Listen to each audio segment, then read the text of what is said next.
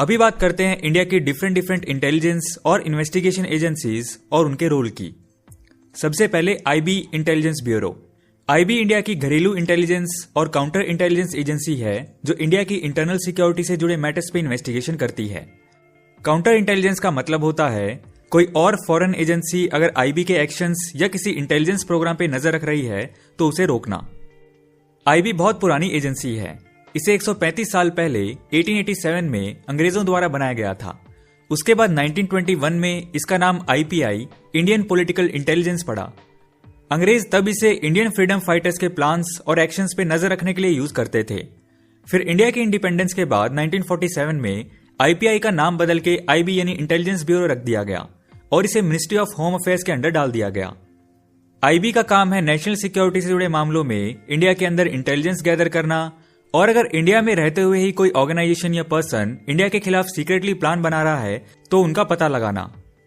Intelligence bureau में total approximately 15 से 20 हजार लोग काम करते हैं और इसके डायरेक्टर यानी डायरेक्टर ऑफ आईबी हमेशा एक आईपीएस ऑफिसर होते हैं, जो आईपीएस इंडियन पुलिस सर्विस की हाईएस्ट पॉसिबल पोस्ट होती है। Next, raw research and analysis wing. Raw India की फॉरेन इंटेलिजेंस एजेंसी है जो डायरेक्टली इंडिया के प्राइम मिनिस्टर के अंडर आती है। रॉ को 1968 में बनाया गया था। ETS electronics and technical services और एआरसी एविएशन रिसर्च सेंटर इसकी चाइल्ड एजेंसीज हैं। रॉ का प्राइमरी काम होता है विदेशों से जुड़ी इंटेलिजेंस इंफॉर्मेशन इकट्ठी करना, टेररिज्म से जुड़े मैसेज को डिकोड करना, कोई देश या ऑर्गेनाइजेशन अगर इंडिया के खिलाफ प्लानिंग कर रही है उसका पता लगाना। रॉ का काम बहुत ही रिस्क से भरा होता है, इसलिए इसके काम और इसमें काम करने वाले एम्प्लॉयज से रिलेटेड इंफॉर्मेशन को क्लासिफाइड रखा जाता है। इसलिए इंटरनेट पे आपको रॉ के बारे में बहुत कम इंफॉर्मेशन देखने को मिलेगी। इनके सभी एक्शंस और ऑपरेशंस खुफिया होते हैं। Next, CBI central bureau of investigation. CBI को 1941 में अंग्रेजों द्वारा वर्ल्ड वॉर 2 में हुए करप्शन केसेस को इन्वेस्टिगेट करने के लिए बनाया गया था। तब इसका नाम एसपीई यानी स्पेशल पुलिस एस्टेब्लिशमेंट था। फिर बाद में 1963 में इसका नाम बदलकर सीबीआई रखा गया और इसे मिनिस्ट्री ऑफ होम अफेयर्स के अंडर डाला गया। लेकिन अब CBI ministry of personnel, public grievances and pension के department of personnel and training यानी डायरेक्ट प्राइम मिनिस्टर के अंडर आती है।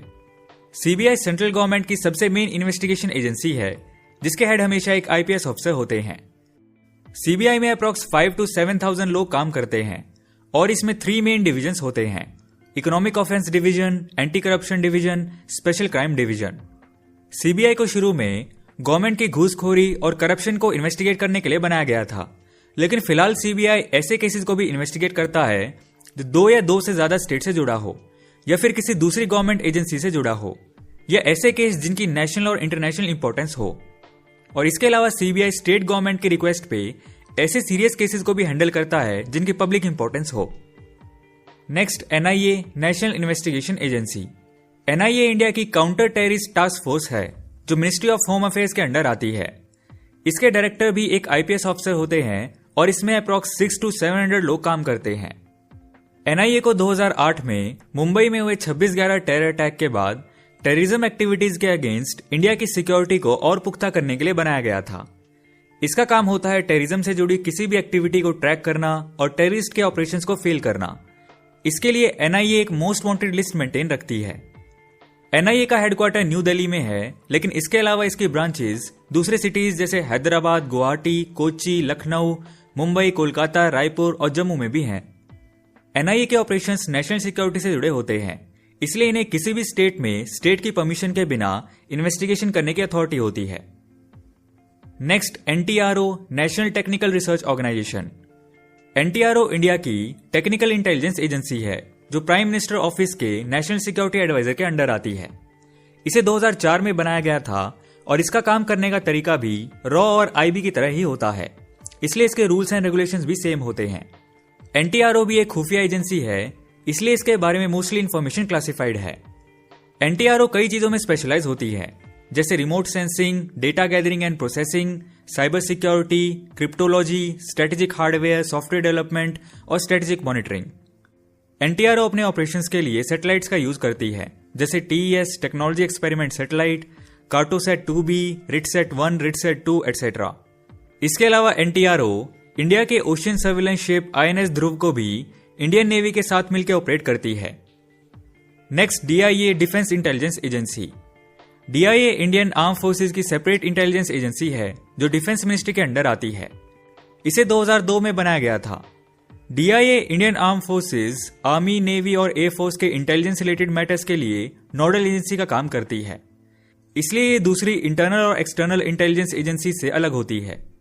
DIA इंडियन आर्म फोर्सेज के सभी टेक्निकल इंटेलिजेंस एसेट्स को भी कंट्रोल करती है, जैसे डायरेक्टरेट ऑफ सिग्नल इंटेलिजेंस, जिसका काम होता है दुश्मन द्वारा भेजे गए खुफिया मैसेज को डिकोड करना। DIPAC defence image processing and analysis centre, जो सैटेलाइट का यूज करके इमेजेस को सर्च और एनालाइज करते हैं। DIA के अलावा आर्मी, नेवी और एयरफोर्स की अपनी अपनी एक सेपरेट इंटेलिजेंस एजेंसी भी होती है, जैसे आर्मी की directorate of military intelligence, navy की directorate of naval intelligence, air force की डायरेक्टरेट ऑफ एयर इंटेलिजेंस। ये तो थी इंडिया की सिक्योरिटी से related different intelligence and investigation agencies. इनके अलावा कुछ लॉ एनफोर्समेंट एजेंसीज भी होती हैं, जैसे ED, directorate of enforcement. ED India की लॉ एनफोर्समेंट और इकोनॉमिक इंटेलिजेंस एजेंसी है जो मिनिस्ट्री ऑफ फाइनेंस के अंडर आती है। इसका काम होता है इंडिया में इकोनॉमिक क्राइम्स को इन्वेस्टिगेट करना। इसे 1956 में बनाया गया था और इसमें टोटल अराउंड 2000 लोग काम करते हैं, जिसमें IRS, IPS, IAS से भी ऑफिसर्स डेपुटेशन पे काम करने आते हैं। ED का हेडक्वार्टर न्यू दिल्ली में है और इसके अलावा मुंबई, चेन्नई, चंडीगढ़ और कोलकाता में भी इसके रीजनल ऑफिसेज हैं। इसके अलावा और शहरों में भी इसके जोनल और सब जोनल ऑफिसेज होते हैं।